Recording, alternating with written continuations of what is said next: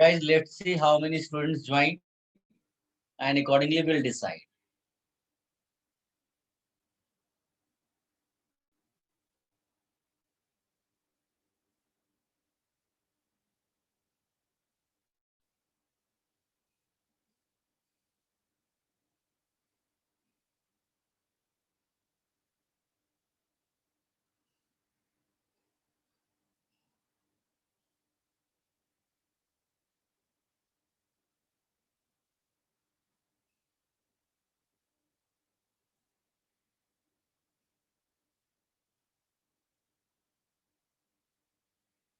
Good evening, sir.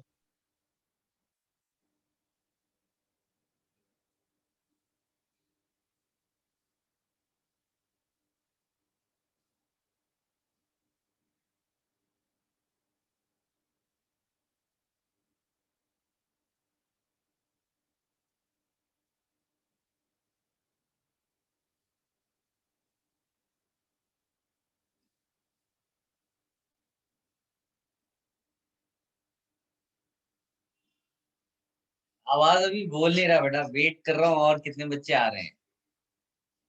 I am not speaking anything.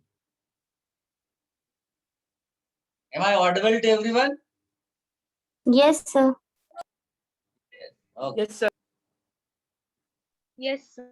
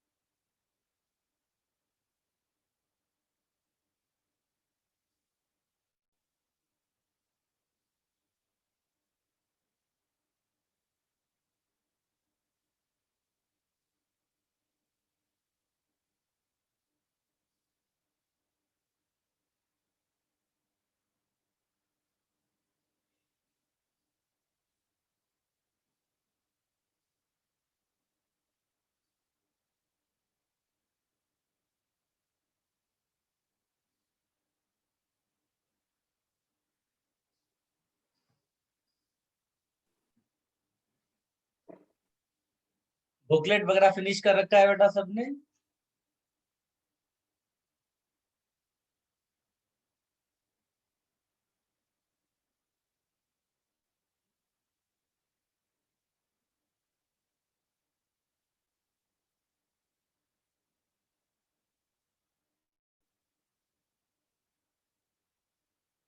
क्योंकि doubt में तभी लूंगा जब आपके पास डाउट्स होंगे, otherwise I have to teach.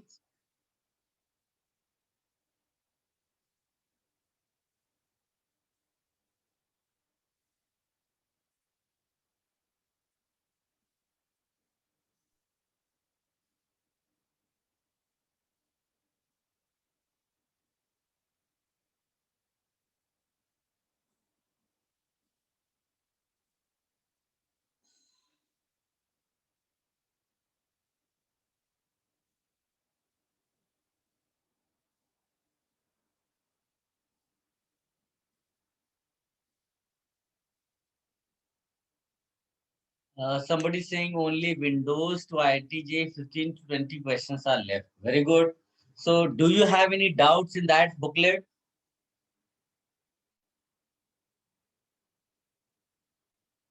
If students are having doubts in booklet, then we can do a doubt session. Otherwise, कोई issue नहीं है, I will teach. ऐसा है.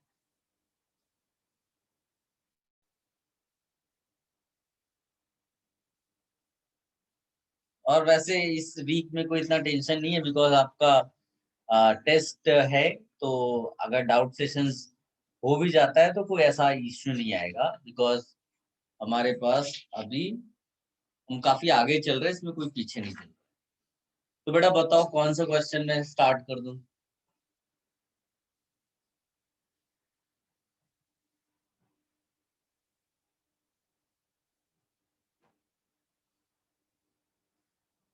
बताइए बेटा.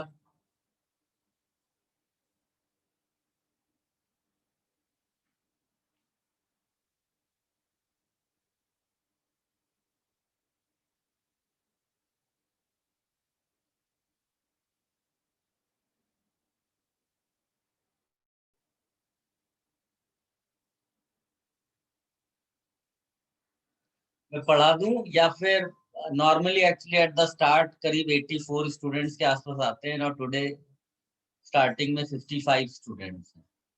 तो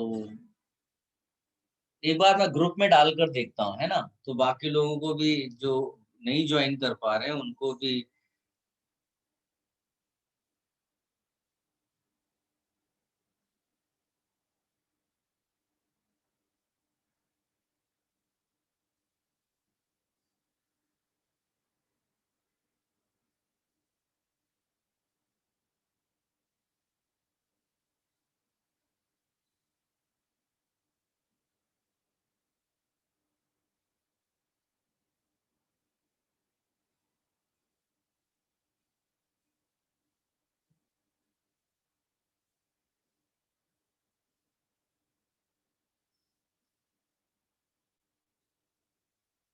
now you can reply in group.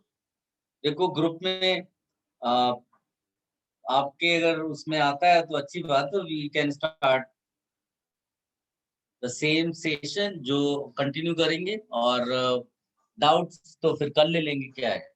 वैसे भी आप लोग सोचकर लोगों ने सॉल्व किया नहीं होगा ये मानकर कि डाउट जो है सेशन ट्यूसडे को है।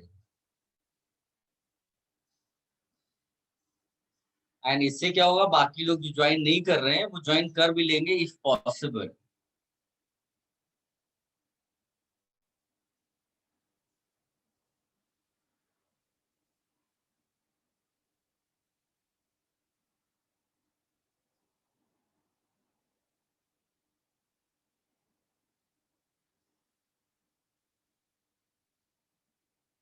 चलिए, should I start now?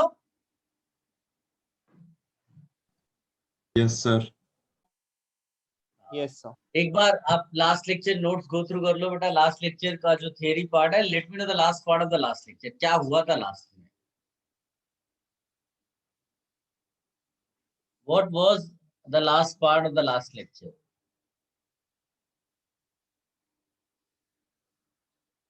Use your mic, anyone? Sir Relative strength of Relative strength of nucleophile. nucleophiles. पूरा Sir, फिनिश हो relative गया है? strength of नहीं सर, nucleophiles. आपने नोट लिखा है तो नोट सर। लिखवाया था। ओके ओके, चलिए। So let me right the heading, relative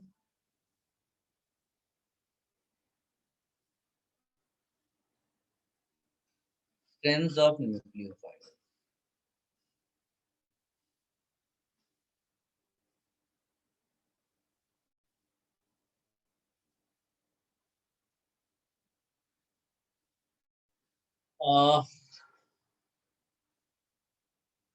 मैं एक बार रीड करता हूं, आप चेक कर लो कितना आपने लिखा हुआ है। Nucleophilicity and basicity are relative to each other, but these are measured in different ways. Basicity is measured by the position of an equilibrium involving an electron pair donor, which we call as base, a proton that comes from any acid, the conjugate acid, let us say base is B minus, so conjugate acid will be BH. This is conjugate acid, and conjugate base, let us say Cl minus, conjugate base। ठीक है, full stop, यही लिखा हुआ था। ठीक है, और फिर इसके बाद मैंने बोला था Sir, इतना ही लिखा है। न्यूक्लियोफिलिसिटी, इतना ही लिखा था। Yes, sir. Yes, sir. तो कंटिन्यू करिए, फिर नेक्स्ट पॉइंट लिखिएगा। चाहिए तो ये कॉपी कर लो बेटा, इस इक्विलिब्रियम वाली स्टेज स्टाइल से लिखा था क्या? No sir. नहीं सर। No, sir. तो इसको कॉपी कर लो।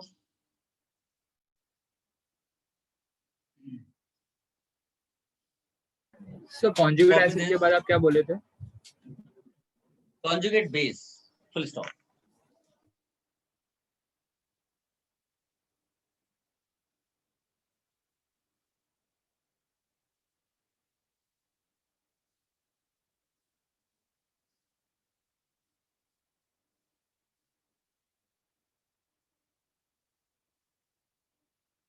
Please write now. Nucleophilicity is measured. Nucleophilicity is measured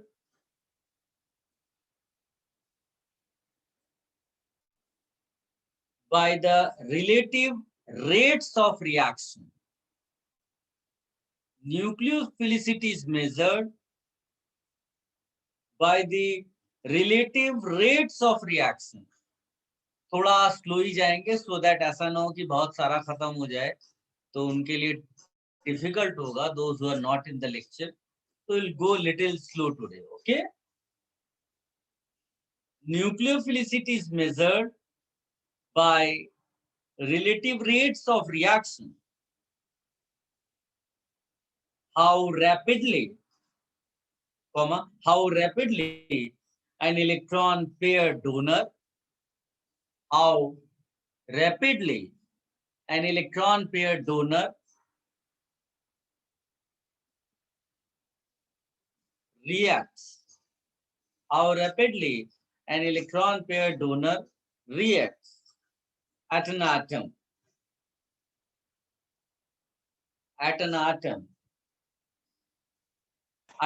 to electron pair, कहाँ पर? Electron pair donor reacts at an atom attached with leaving group. Attached with leaving group. Sir, attached with? Leaving group, beta, leaving group.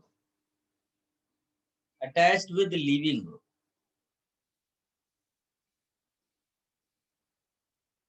लिख लिया सबने? Yes, sir.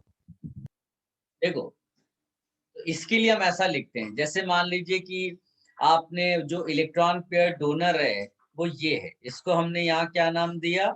Nucleophile. Plus इसका reaction हमने किसके साथ कराया? CH3Lg के साथ। Lg क्या है? Leaving group. तो प्रोडक्ट कैसे बनेगा? Nu ऐसे अटैक करेगा, Lg लीव करेगा, your product will be like this.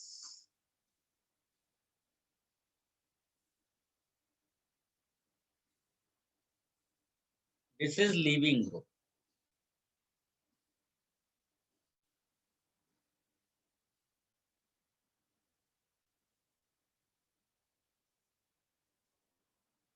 तो आप दोनों में डिफरेंस देखिए। Guys please listen carefully. देखो ऐसा है, ये कोई अलग अलग चीज नहीं है, इलेक्ट्रॉन पेयर डोनर दोनों है। मतलब आप समझ लो कि तुम्हारा नाम मोहित है और तुम्हारा नाम ही चिंटू है, ठीक है? लास्ट लेक्चर भी शायद मैंने बताया था, मोहित एक पढ़ने लिखने वाला बच्चा कैरेक्टर है और चिंटू एक शरारती बच्चा है जो बहुत खेलता है। अब तुम्हारे ही दो नाम है, लेकिन तुम्हारा कैरेक्टर देख करके लोग डिसाइड करते हैं कि तुम इस समय कौन हो, चिंटू हो कि मोहित हो। मतलब वही सब्सटेंस बेस का भी काम कर सकता है, वही सब्सटेंस न्यूक्लियोफाइल का भी काम कर सकता है। Now it depends which character is dominating. किसी के अंदर हमेशा के लिए चिंटू वाला कैरेक्टर डोमिनेटिंग होता है तो शरारती बच्चा हो गया। किसी के अंदर हमेशा जो है पढ़ने लिखने वाला कैरेक्टर डोमिनेटिंग होता है तो फिर उसका कैरेक्टर अकॉर्डिंगली डिफाइन होगा। यहाँ भी वैसा है, ऐसा नहीं है कि दो अलग अलग चीजें हैं, एक ही कंपाउंड है जो न्यूक्लियोफाइल का भी काम कर सकता है एंड वो बेस का भी काम कर सकता है, लेकिन दोनों का कैरेक्टर या रोल अलग अलग स्टाइल से डिफाइंड है। उसने पहले क्या बोला है आपको कि जो बेसिक स्ट्रेंथ अगर आपको जज करनी है तो that will be decided by an equilibrium, यानी ये इक्विलिब्रियम में कितना फॉरवर्ड जाता है। हम ऐसा बोलेंगे, more forward more basic B minus. इसमें क्या बोलेंगे? More attacking power. More attacking power implies more nucleophilic। क्या आप समझ पाए बेटा?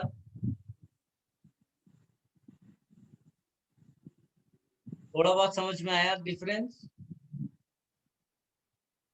Yes, sir. Am I not audible? So you are audible. Okay. तो इसको हम जो थेरेटिकल लैंग्वेज में बोलते हैं तो ऐसा बोलते हैं कि बेसिक स्ट्रेंथ या basicity is thermodynamically controlled. Thermodynamically controlled. Thermodynamically controlled. And nucleophilicity is kinetically controlled.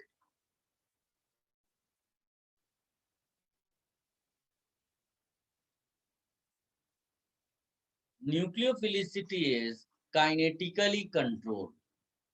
ये आप फटाफट इसको भी कॉपी कर लो और मेरे ख्याल से ये पॉइंट आपको समझ में आ रहा होगा.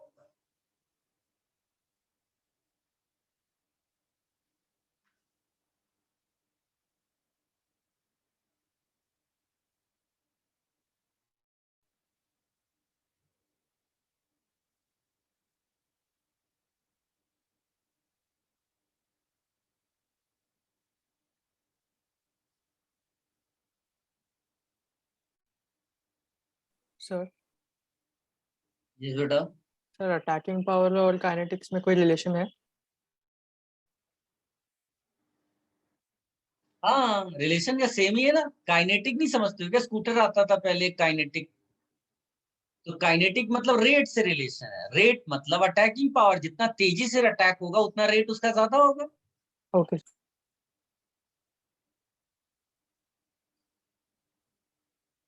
काइनेटिक, रेट, स्पीड ये सब एक ही जैसे वर्ड्स हैं.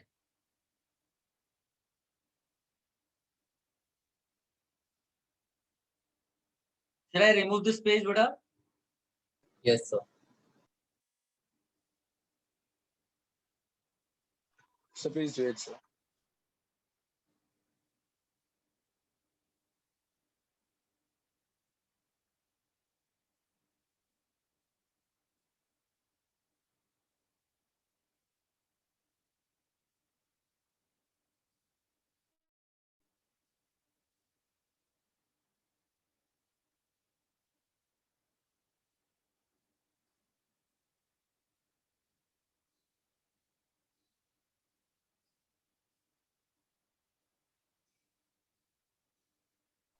Done. Done. एक एक्सपेरिमेंटल डेटा देते हैं.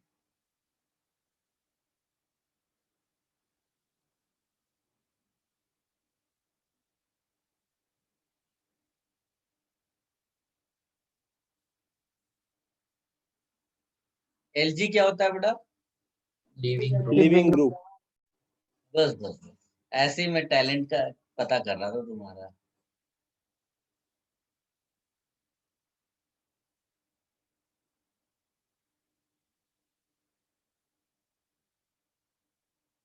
एक गेस करना चाहोगे कि क्या एक्सपेरिमेंटल डेटा होगा?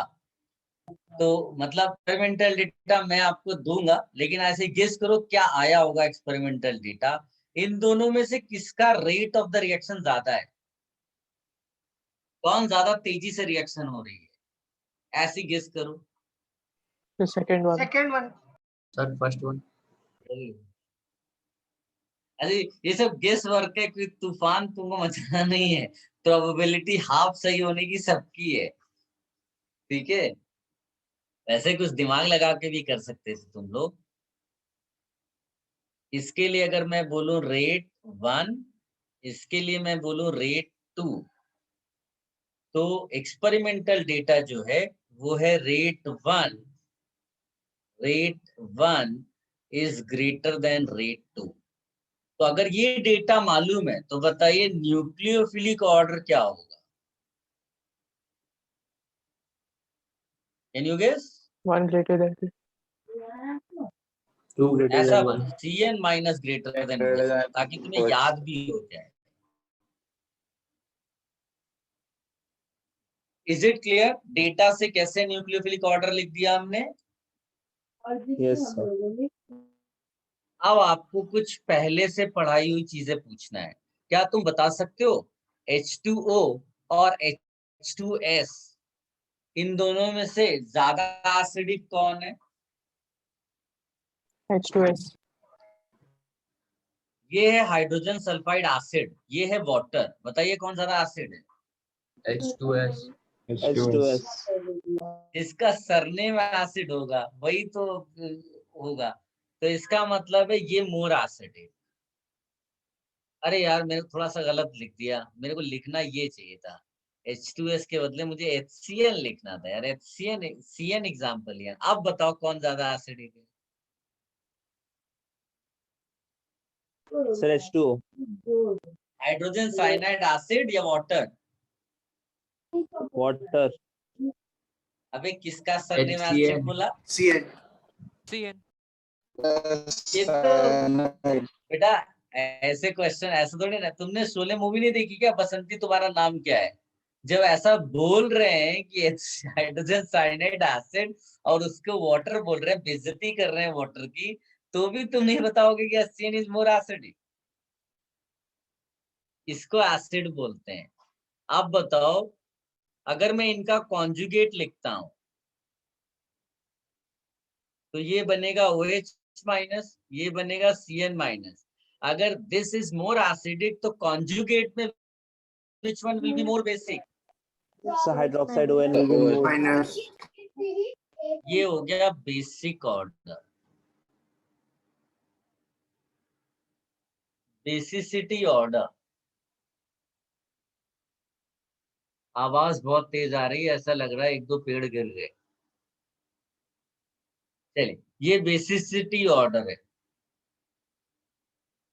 और we have earlier written the nucleophilicity order. Now you can see the difference. देख रहे हो, दोनों एक दूसरे से रिलेटेड भी हैं, लेकिन एंटायरली डिफरेंट आंसर आ रहा है। जरूरी नहीं कि हर बार आंसर एक ही ऑर्डर में आए। तो this is the best example to show you that basicity order and nucleophilicity order, it is not necessary कि दोनों एक जैसे हों। मेरा पॉइंट सबको क्लियर है? Yes, sir. ठीक है। कई ऐसे बच्चे होते हैं जो स्पोर्ट्स में भी बहुत अच्छे होते हैं, खेलने कूदने में मस्ती करने में बहुत अच्छे होते हैं, पढ़ने में भी बहुत अच्छे होते हैं। ठीक है, लेकिन कई बार ऐसा होता है कि भाई कोई बच्चा पढ़ने में बहुत अच्छा है तो स्पोर्ट्स में उतना अच्छा नहीं है, स्पोर्ट्स में उतना अच्छा है तो पढ़ने लिखने में अच्छा नहीं है। तो उल्टा, यानी कि कोई कॉम्बिनेशन ऐसा फिक्स नहीं है जो आप हर बार बोल दोगे। आई होप आप समझ पा रहे हो, लेकिन एक ही के अंदर दोनों कैरेक्टर है, that is true. Copy this.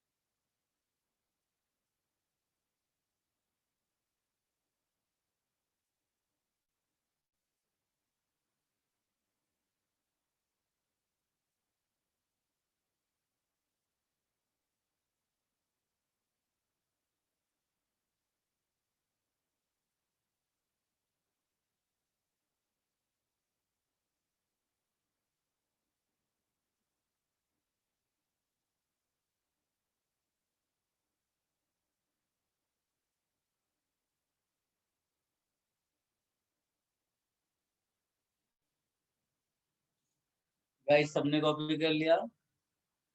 30 seconds. 20 seconds, please, sir.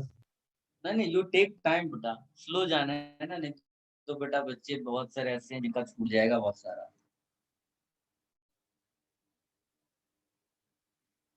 Today you can take extra time.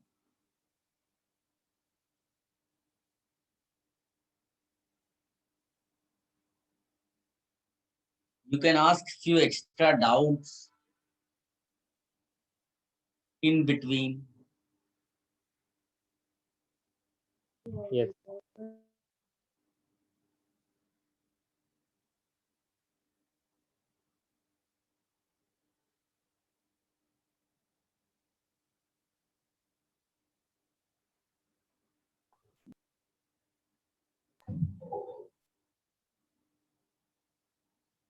तो ऑर्गेनिक के ट्रैक में टोटल कितने चैप्टर्स हैं?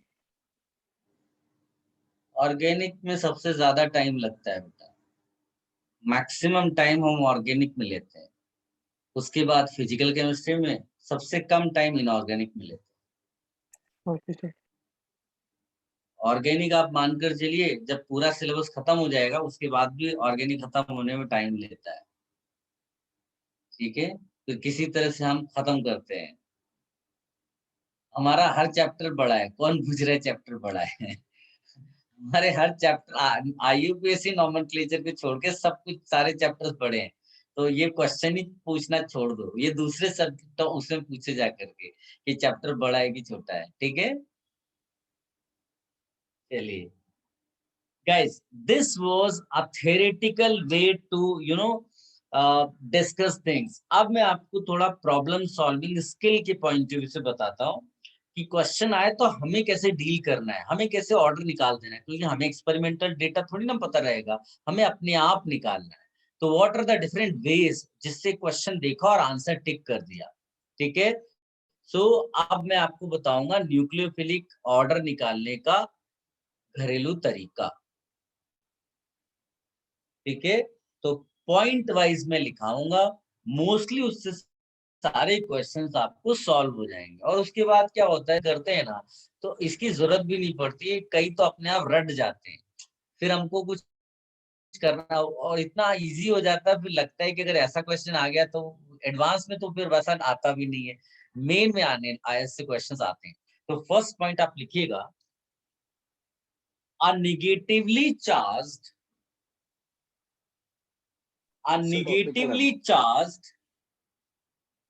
कंटिन्यूएशन में मेन हेडिंग वही under the relative strength of nucleophiles. आप चाहिए तो अपनी स्टाइल में आप सब हेडिंग डाल सकते हो कि comparison, how to write order, ऐसा करो।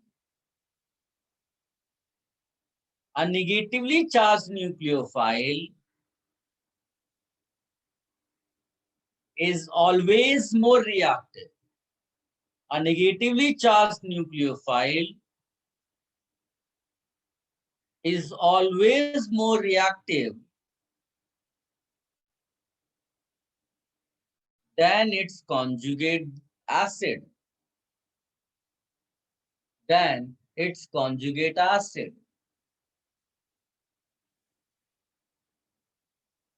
Sir, can you repeat after nucleophile is always? Yes, I can repeat. A negatively charged nucleophile is always more reactive than its conjugate acid. Clear सबने?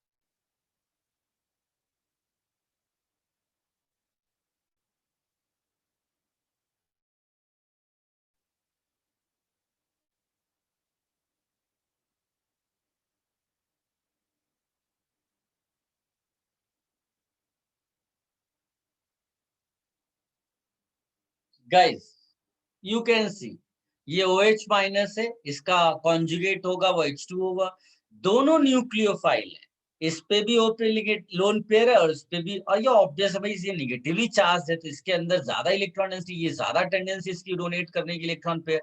तो अगर इन दोनों में कंपेयर करने को बोला जाएगा तो सीधे नोट यूज करेंगे, negatively charge nucleophile is always more nucleophilic than its conjugate acid. तो बस इसको ग्रेटर ग्रेटर ग्रेटर ग्रेटर, क्या ये समझ में आया बड़ा सबको?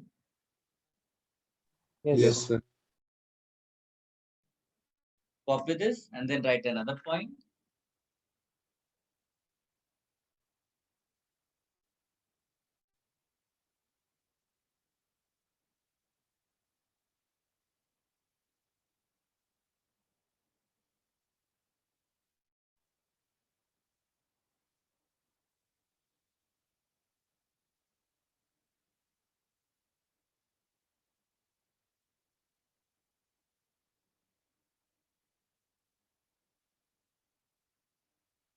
लिखिएगा।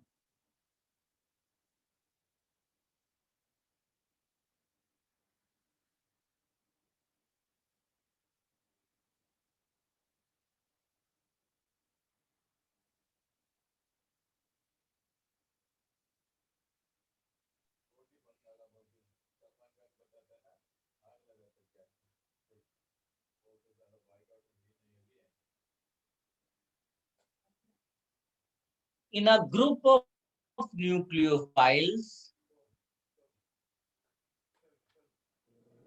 So in the ये first ग्रुप point नॉर्मल है। only. हाँ, दिस इज सेकेंड पॉइंट। ये किसी पीरियोडिक टेबल का ग्रुप नहीं है। In a group of nucleophiles, in a group of nucleophiles, I'm talking about the second point. In a group of nucleophiles in which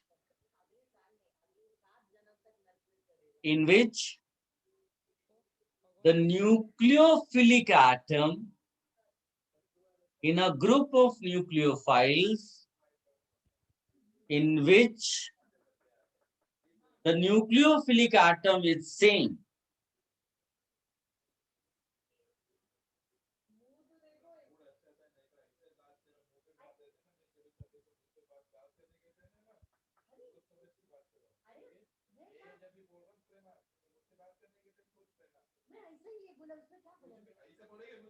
nucleophilic atom is same,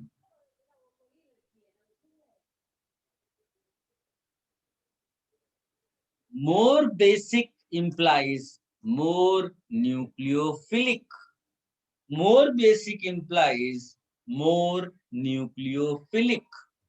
क्या सबको ये point समझ में आया बड़ा? Yes, sir. समझ में मतलब लिख लिया है कि नहीं?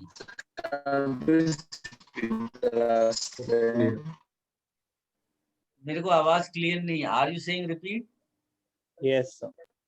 Okay. In a group of nucleophiles in which the nucleophilic atom is same, in a group of nucleophiles in which the nucleophilic atom is same, there more basic implies more nucleophilic. More basic implies more nucleophilic. अभी लिख लिया?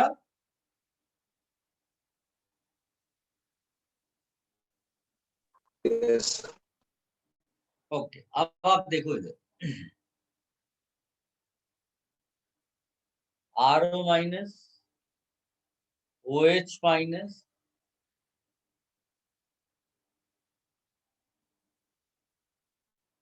RCO minus, ROH, H2O.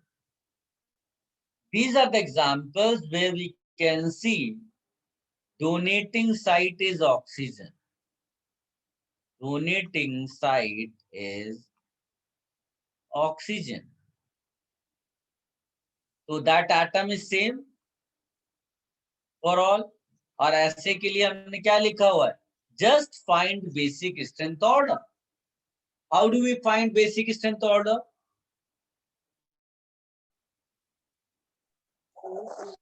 You write conjugate. No, electron density. हाँ, conjugate भी लिख सकते हो, direct भी आप कर सकते हो ना। इलेक्ट्रॉन डेंसिटी वाला स्टाइल भी अपने को मालूम है। तो आर इलेक्ट्रॉन रिलीजिंग ग्रुप है, एच कुछ नहीं करता, इलेक्ट्रॉन डेंसिटी ज्यादा हुआ, यहाँ रेजोनेंस से इलेक्ट्रॉन डेंसिटी कम हो गई, ये न्यूट्रल है। समझ में आया क्या? स्ट्रेट आंसर आपको पता चल गया। यही बेसिक स्ट्रेंथ ऑर्डर हो गया और यही nucleophilic.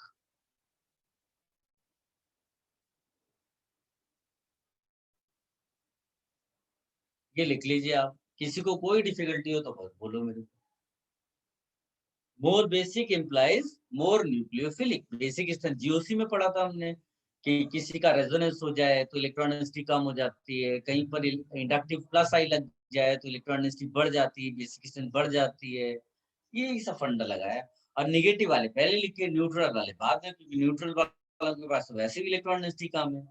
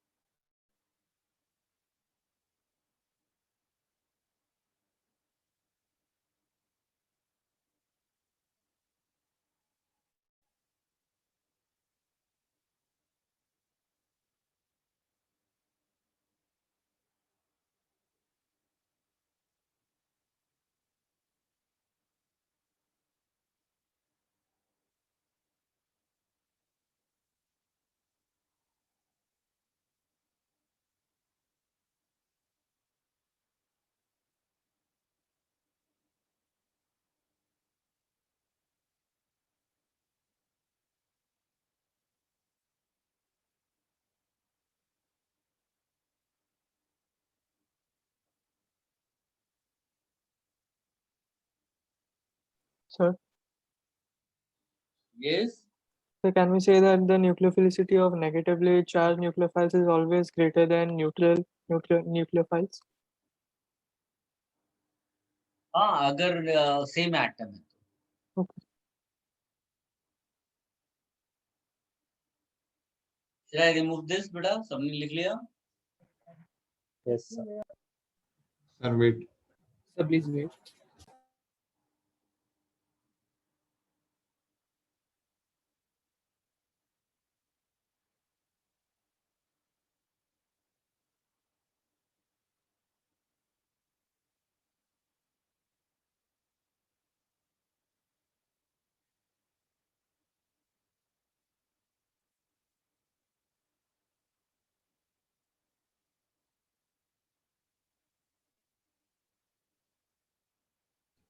Done, sir.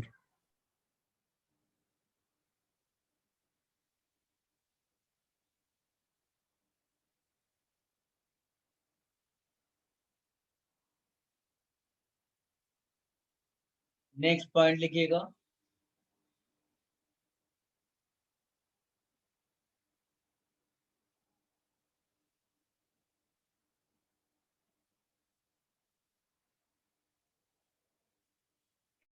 Along a given row of the periodic table, along a given row of the periodic table,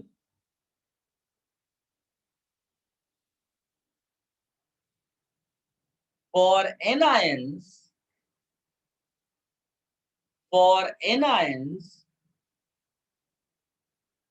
both basic strength and nucleophilic strength, both basicity and nucleophilicity, both will decrease from left to right.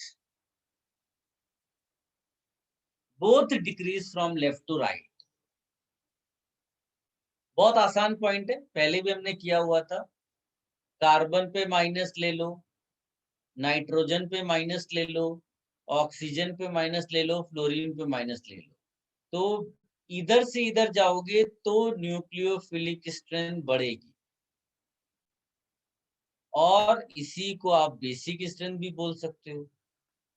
दोनों बढ़ती है right to left, और left to right में उसी को आप कम लिख दो। तो अगर मान लीजिए क्वेश्चन डायरेक्ट आ गया, CH3 minus, NH2 minus, OH minus, F minus, और पूछ लिया न्यूक्लियोफिलिक स्ट्रेंथ और basic strength, in both the cases answer will be this, nucleophilicity as well as basicity। ठीक है, लिख लो।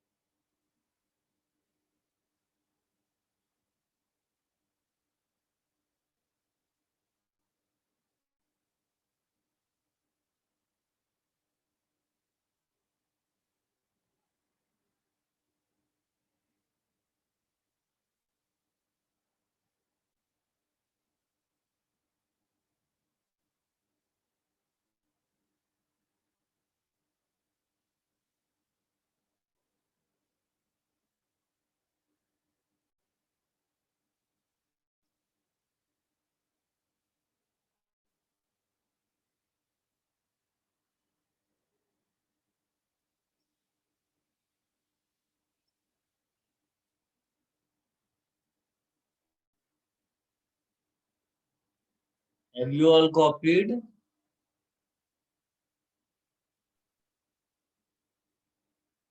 Yes, sir. Okay. Now we'll discuss fourth point. This is very important, little difficult also. लिखिएगा, sometimes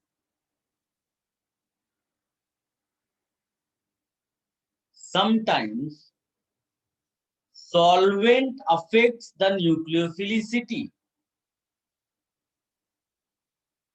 Sometimes solvent affects the nucleophilicity.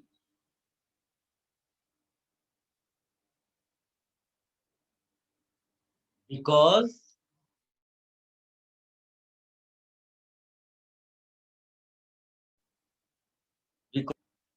because it decreases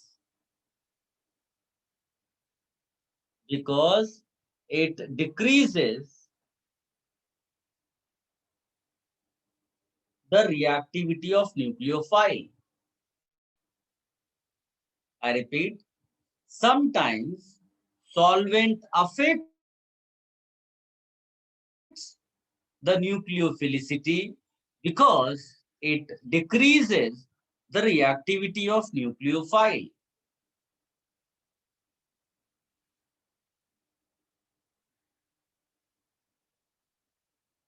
Can you repeat after solvent effect?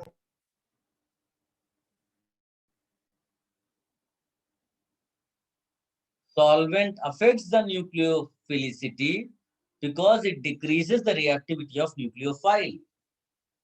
Because it decreases the reactivity of nucleophile. Guys, सबने लिख लिया? Yes, sir. Yes, sir. अब आप ध्यान से सुनो. देखिए, पहली चीज जो इम्पोर्टेंट है यहाँ पर वो ये है कि इसमें जो एक इम्पोर्टेंट चीज ये है कि जो दो तीन चीजें हैं. एक तो हम लोगों ने सॉल्वेंट लास्ट लेक्चर या लास्ट लेक्चर भी लिखा था थोड़ा बहुत. सॉल्वेंट के नाम पे हम लोग लिखते हैं पोलर सॉल्वेंट. ठीक, पोलर सॉल्वेंट लिखते हैं और दूसरा लिखते हैं non polar.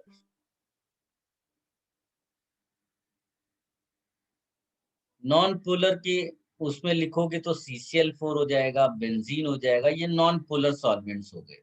Polar solvents further divide करते हैं, मैंने आपको बताया भी था. एक होता है पोलर प्रोटिक Polar aprotic. और एक होता है polar aprotic. What is polar protic? Releases H plus ion. H connected to higher electronegative. Electronegative atom. Yes, strong electronegative atom. जैसे कि H कनेक्टेड टू O हो गया, H कनेक्टेड टू N हो गया, H कनेक्टेड टू F हो गया, H connected to O हो गया. ऐसा अगर सॉल्वेंट्स में अवेलेबल है तो आप समझ लेना कि वो पोलर प्रोटिक सॉल्वेंट है, जैसे वाटर. पोलर एप्रोटिक क्या है? पोलर तो हो लेकिन H should not be connected to O N F like that. इसको एसीटोन बोलते हैं. बड़ा पॉपुलर पोलर एप्रोटिक है. DMF HC double bond O N CH3 इसको बोलते हैं डाई मिथाइल फॉर्मामाइड, DMF. इसी तरह एक होता है DMSO CH3S डबल, ये डाई मिथाइल सल्फोक्साइड इसको बोलते हैं.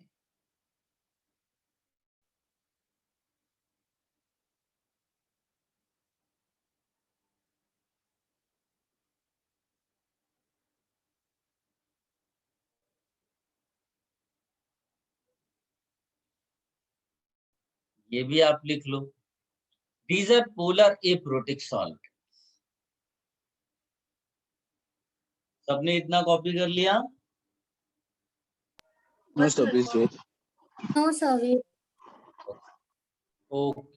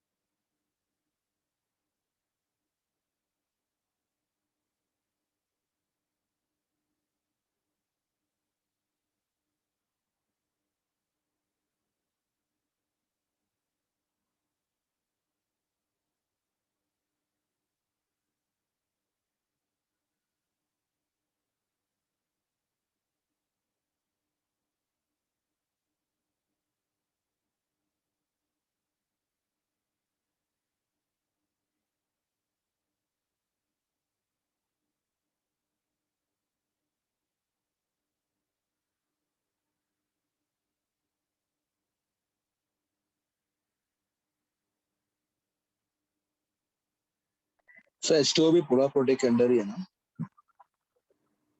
H2O पोलर प्रोटिक का एग्जाम्पल है। यस EG मीन्स एग्जाम्पल वहां पर।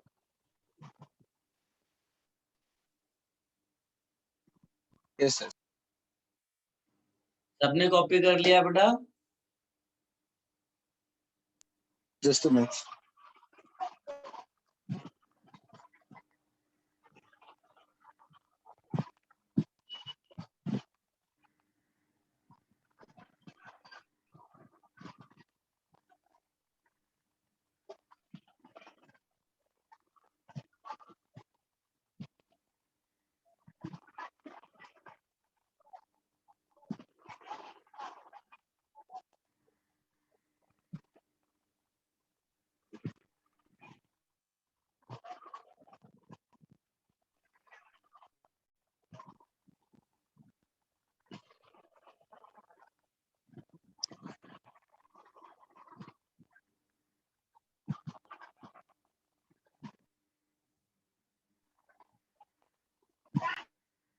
Done sir.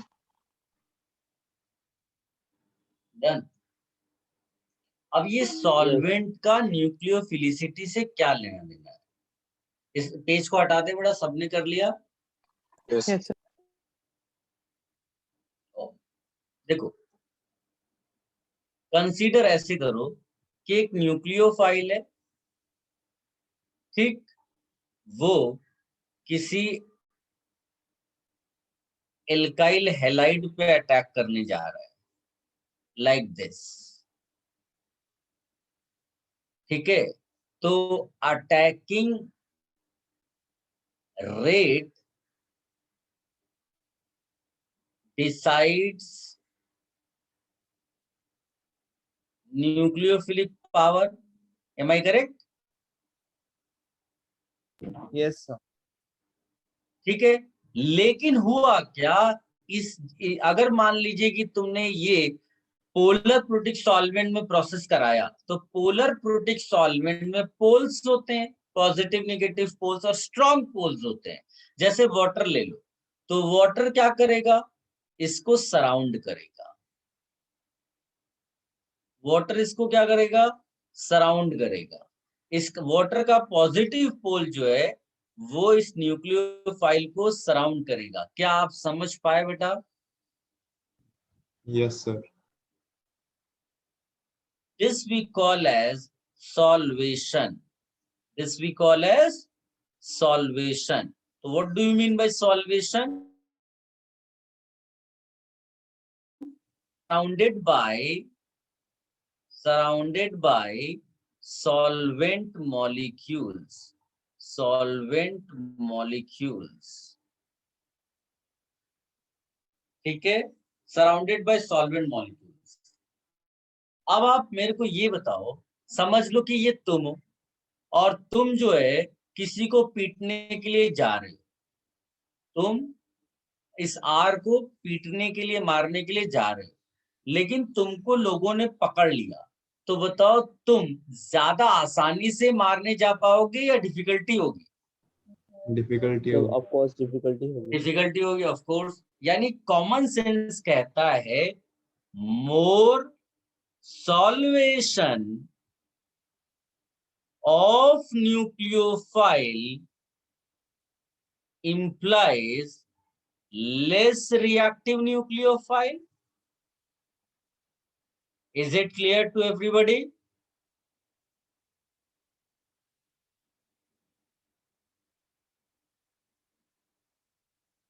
Which implies nucleophilicity less. क्या ये सबको समझ में आया बेटा?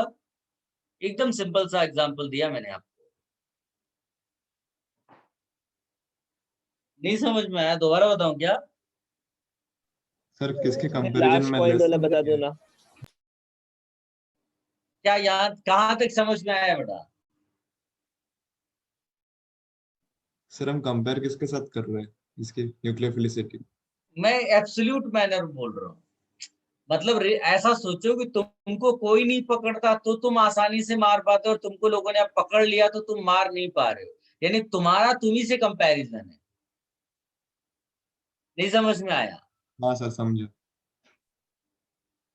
क्या सबको क्लियर है ये चीज?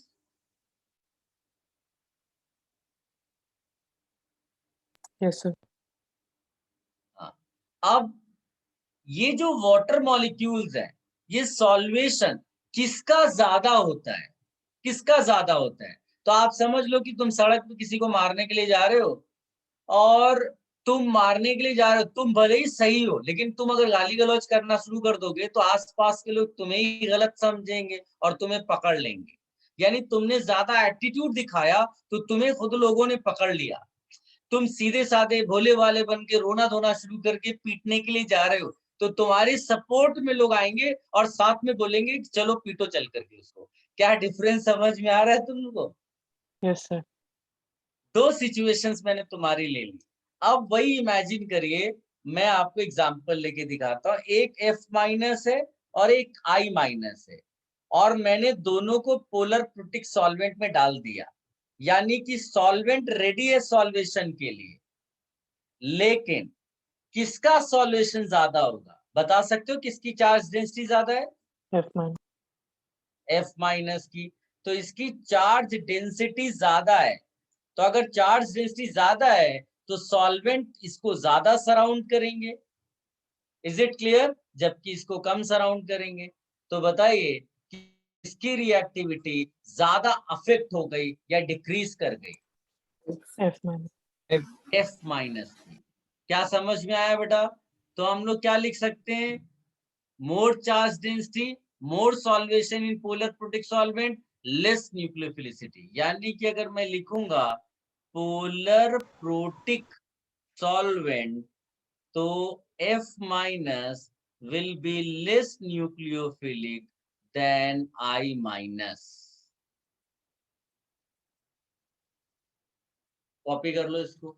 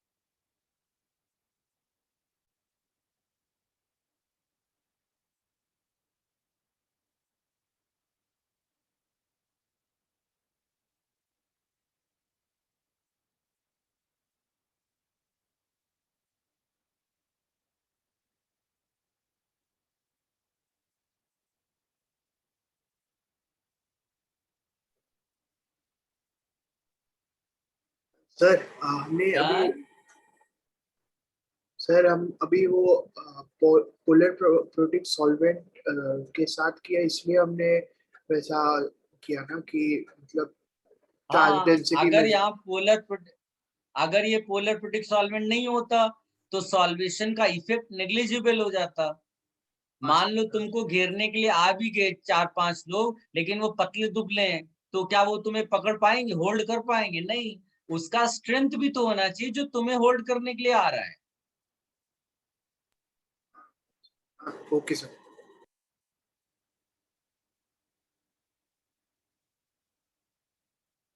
सर तो पोलर एप्रोटिक और नॉन पोलर का नेग्लिजिबल सॉल्वेशन होगा ना? नॉन पोलर में तो प्रोसेस कराएंगे ही नहीं, क्योंकि चार्ज स्पीसीज है, तो वो डिसॉल्व ही नहीं होंगी, तो प्रोसेस शुरू कैसे होगा? इसीलिए केवल हम पोलर प्रोटिक और पोलर एप्रोटिक में कराते हैं। ओके। तो पोलर एप्रोटिक में सॉल्वेशन उतना इफेक्टिव नहीं होता।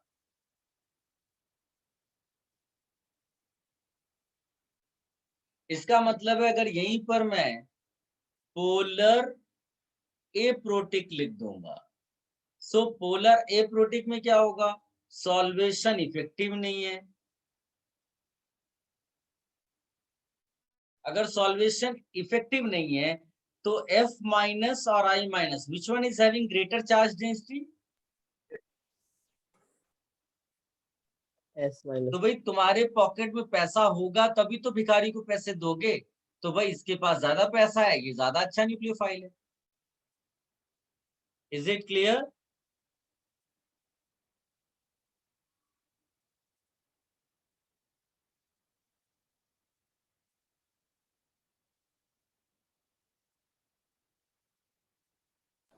सर ये पोलर एप्रोटिक वाला फिर से बता सकते हो आप, the bottom part? I said in polar aprotic solvent solvation is ineffective, right? यानी कि कोई फर्क नहीं पड़ता कि आपको कौन घेरने आ रहा है, वो इतना इफेक्टिव नहीं है क्योंकि उनके पास साइड्स उतनी स्ट्रांग नहीं है जैसे H डेल्टा प्लस। तो F माइनस और I माइनस का कंपैरिजन करना था, तो F माइनस के पास ज्यादा इलेक्ट्रॉन डेंसिटी है तो ज्यादा डोनेट कर सकता है, I माइनस के पास कम इलेक्ट्रॉन डेंसिटी है, यानी न्यूक्लियोफिलिक ऑर्डर बदल जाएगा when it is polar aprotic. Is it clear now? Yes sir.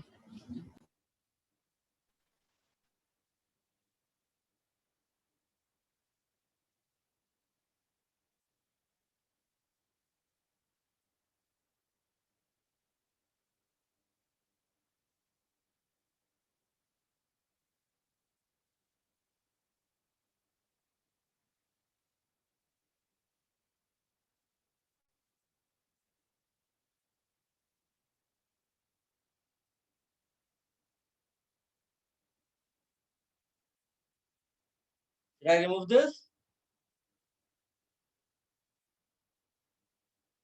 चाहिए तो ये पूरा डिटेल में लिख लो। पोलर प्रोटिक में अगर हमने आंसर लिखा होता तो I minus greater than Br minus greater than Cl minus greater than F minus होता, या इवन हम लिख सकते हैं Rs minus greater than OH minus. ये पोलर पोलर प्रोटिक में। अगर मैंने बोला होता पोलर एप्रोटिक तो मेरा आंसर हो जाता F minus greater than Cl minus greater than Br minus greater than I minus. ठीक है, तो ये आप लिख लो कहीं साइड में।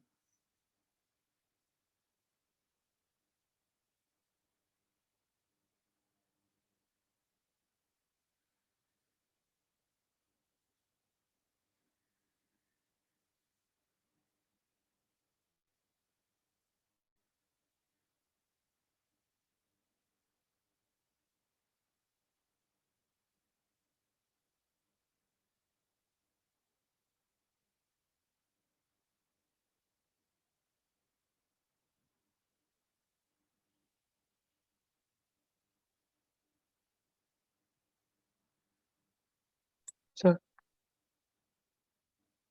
Yes, the down a group in the periodic table nucleophilicity will decrease, right? ऐसे नहीं, सॉल्वेंट कौन सा है उसके बाद आंसर आता है, सामने वही तो लिखा हुआ है। Yes, sir. एक्सट्रीम लेफ्ट पे टॉप पे देखो, वही चीज तो है। सबने लिख लिया? Yes, sir. Should I remove this? Sir please.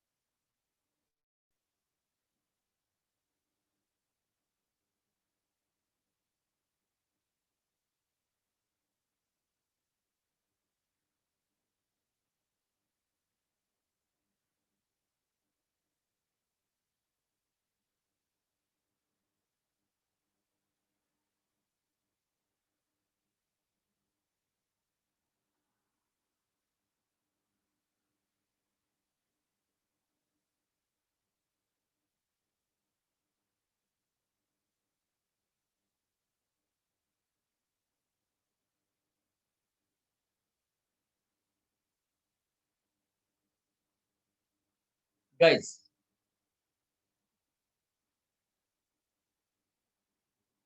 Next लिखिएगा, मेरे ख्याल से फिफ्थ फैक्टर होगा ना, फिफ्थ पॉइंट होगा, sorry, steric hindrance.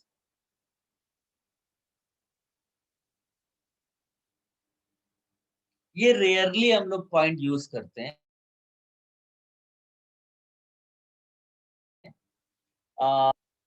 Steric hindrance, steric hindrance sometimes plays a role. Steric hindrance sometimes plays a role in differentiating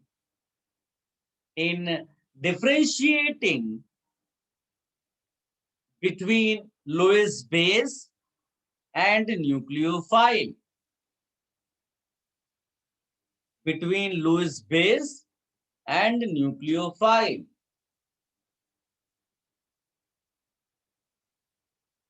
Guys,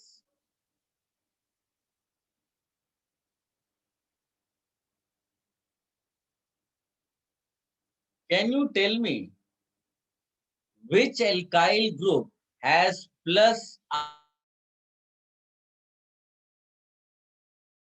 I effect greater? Whose plus I effect is greater?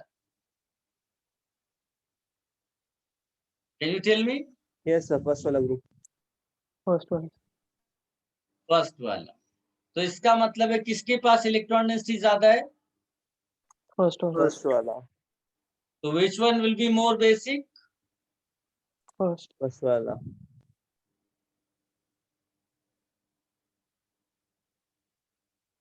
But जब ये attack करने के लिए जाएगा किसी RLG पर, तो it is crowded, तो अटैक विल बी इजी और difficult for this O minus?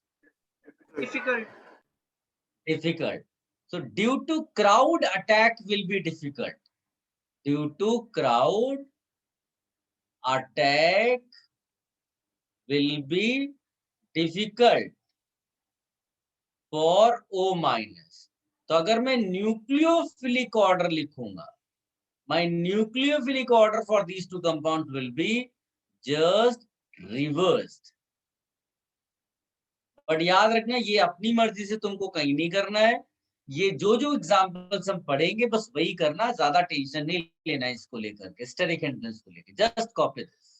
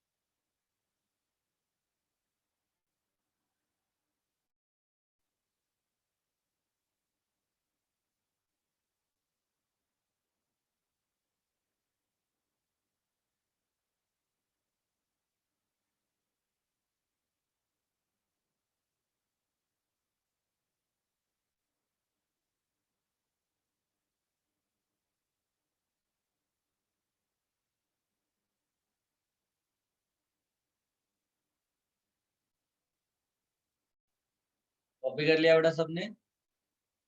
1 minute, sir. तो due to crowd क्या लिखा है आपने? Due to crowd, attack will be difficult for O minus.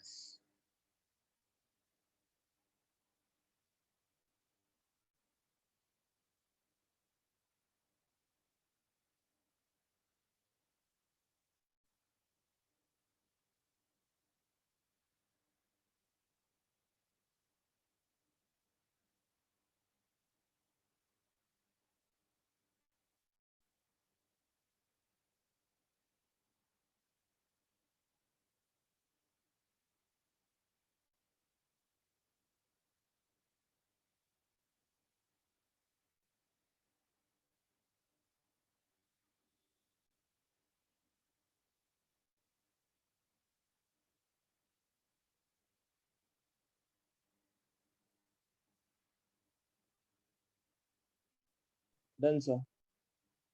सबने कर लिया बेटा? Yes, sir. Wait. After this, I will give you one data, and so many questions you will be able to answer with the help of that data only. ठीक है? Yes sir.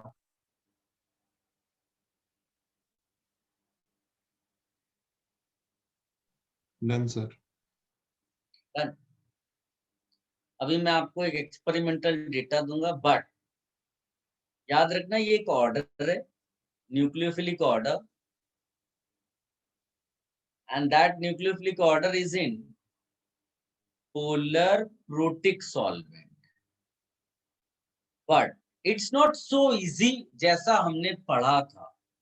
हमने केवल कितना क्या पढ़ लिया? More electron density, less will be more electron density, more solvation,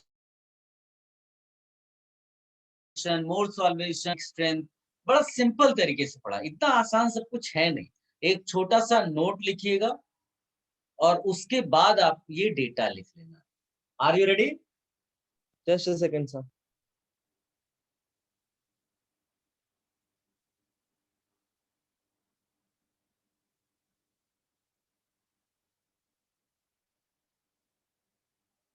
you may proceed sir. Okay, लिखिएगा। The greater reactivity, the greater reactivity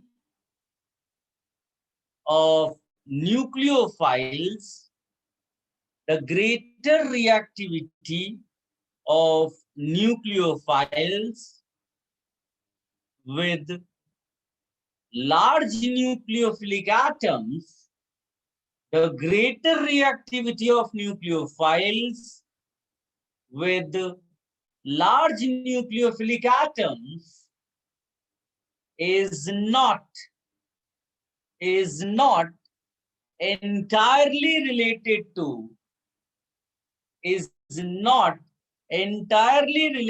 solvation। देखो उसी पॉइंट को मैंने लिखाया अभी।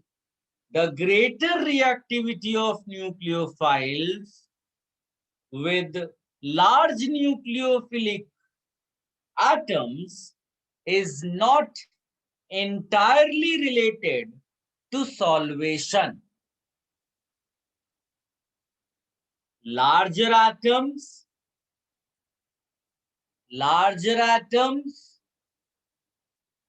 are more polarizable. Larger atoms are more polarizable. So easily can donate electron pair. So easily they can donate electron pair relative to smaller atoms. They can easily donate electron pair relative to smaller atoms। बेटा क्या समझ में आया तुमको जो लिखा है आपने? Yes sir. देखो एक बड़ा एटम है तो उसका लोन पेयर अपने न्यूक्लियस से दूर होगा, एक छोटा एटम है उसका लोन पेयर अपने न्यूक्लियस से पास है, तो which can easily give electron pair? तो फर्स्ट वाला। Larger No. atom. फर्स्ट वाला। लेकिन ये भी अकेले डिसाइड नहीं करेगा, सॉल्वेशन एक मेजर फैक्टर है, इसलिए हमने सॉल्वेशन को कंसिडरेशन में लिया है, साइज को नहीं लिया था। लेकिन वो क्या बोल रहा है ये पॉइंट में कि भाई size is also a factor. इसीलिए जो एक्सपेरिमेंटल डेटा है उसमें ना तो आप प्योर साइज पे ना प्योर सॉल्वेशन पे आंसर लिख रहे हो, तो थोड़ा डिफिकल्ट होगा ये, लेकिन आपको थोड़े दिनों में सब कंफर्टेबल होकर के याद हो जाएगा।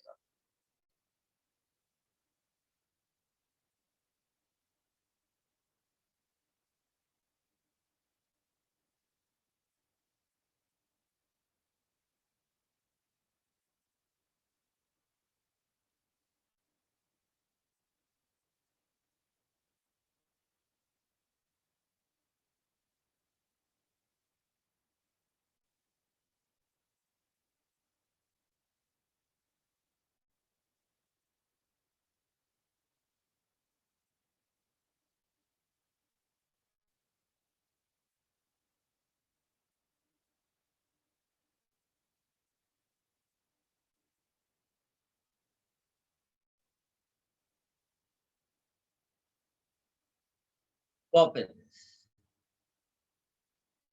तो वो N3 आएगा कि NH3 आएगा? N3 माइनस है बेटा, वो उसको एजाइड आयन बोलते हैं। ओके।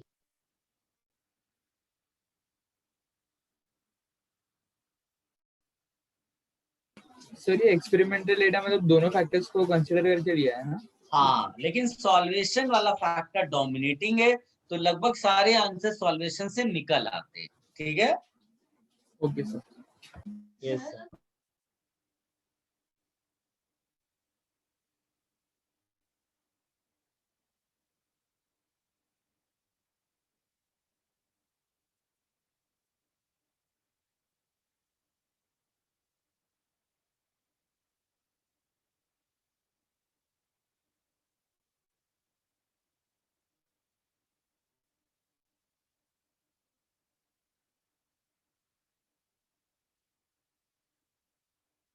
सर आपने H2O के पहले क्या लिखा है?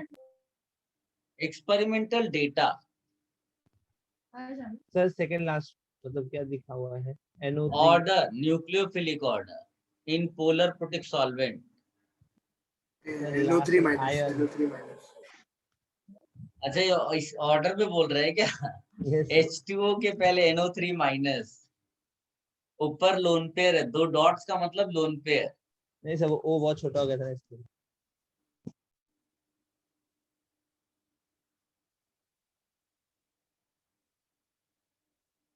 चलिए ऑर्डर रट जाना चाहिए ना। कोई रटने अपने आप हो जाएगा बेटा, ऐसा कुछ रटना नहीं है, क्योंकि सारे यूज थोड़ी ना होते हैं। मान लो आ गया I minus versus Cl minus, तो तुमको रटने की जरूरत थोड़ी नहीं, ऐसे ही पता है। Yes sir. SH माइनस बहुत यूज होता है, वो तो मिल जाए तुमको। अगर कार्बन पे माइनस है तो उसको नंबर 1 चूज कर लेना।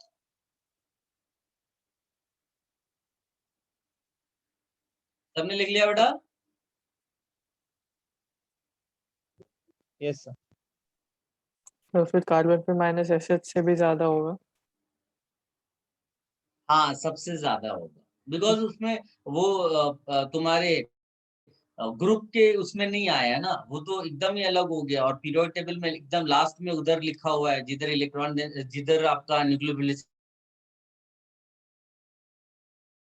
बढ़ता है।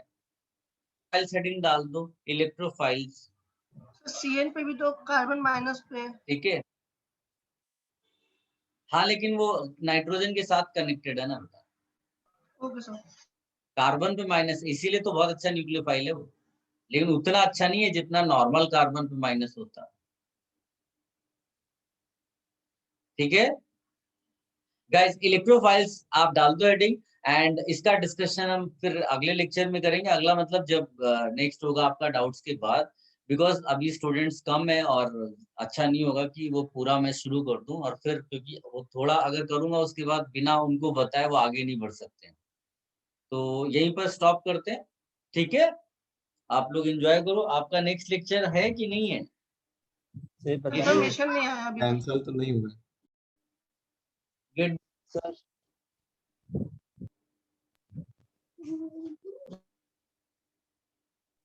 सर कोई कुछ कह रहा है बेटा? Yes sir. बोलो ना।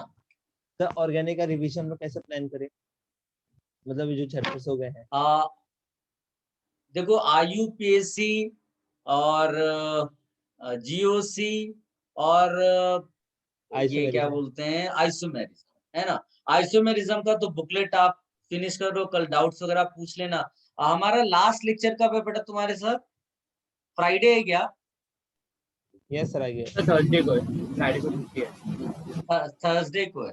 तो तुम ये काम कर सकते हो कि लास्ट लेक्चर में ज्यादा कुछ हम लोग, क्योंकि वो लास्ट लेक्चर होगा तो परहैप्स शायद उसके बाद टेस्ट ही है आपका, तो आप चाहो तो हम IUPAC, GOC और आइसोमेरिज्म इन सबको आप पढ़ लो, और कोई थ्योरेटिकल डाउट्स हो ये सब निकाल कर रखो। यू कैन आस्क दे। मैंने जैसे, क्योंकि फ्राइडे का लेक्चर है मेरा दूसरे बैच में, तो उसमें हमने यही प्लान किया है कि IUPAC, GOC और आइसोमेरिज्म का काइंड ऑफ जितना भी डाउट्स या थियोरेटिकल डाउट जैसा भी पूछेंगे, will discuss that, so that उसके नेक्स्ट डे जब उनका एग्जाम होगा तो they will be more comfortable. आप अगर कुछ ऐसा करना चाहते हो तो मुझे बता देना, कोई इश्यू नहीं। यस।